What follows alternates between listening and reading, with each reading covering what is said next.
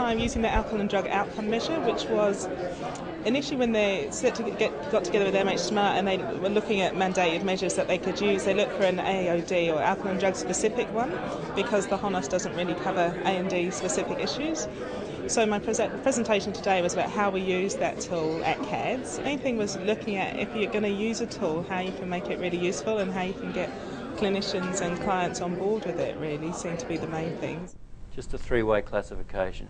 Now I'll say that this is for reporting purposes I'm talking about here, in the sense of a standard formatted report that people can look at as a routine. Underlying that is the full catastrophe, all possible paths, stratified by all possible clinical groups. Payroll should be connected to activity, and this is not payment by results. It's just keeping a track of how many hours are you available. And below that, we added up all the activities we'd decided were part of the material and put those hours against the number of hours you're available. And that's where the percentage comes from. Make sense? But on average, including crises, people forget who actually gets in quickly. The average length of time amongst these 6 CAMs, and you can see there's some pretty decent variation, is about 40 days. For us, that's us with the red block around there, it was just around 40 days for assessment treatment, the wait time.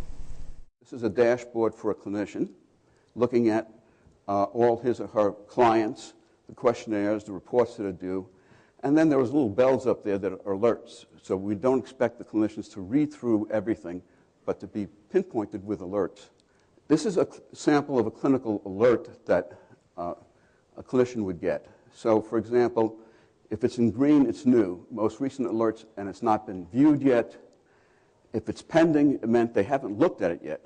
Clinicians don't always look at things, so we remind them each time they haven't seen it. And by clicking on the magnifying glass, they can drill down into more detail about that alert if they want to learn something more. And there are different dashboards for different functions. So again, it's not one size fits all. If you're a supervisor, you get all your clinician level data. If you're a director, a program director, you'll get by groups. Case mix equals DRGs.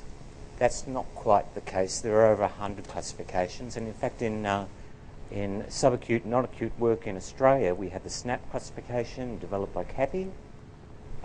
There are other classification systems. There is a view that case mix is a payment system. That is one application of case mix. So whereas Australia said, no, we don't want to be involved in case mix at the outset, it did come to the conclusion in the mid-90s that we had to get involved. So AMHOC was the first case mix classification in Australia. It did okay, but not brilliant.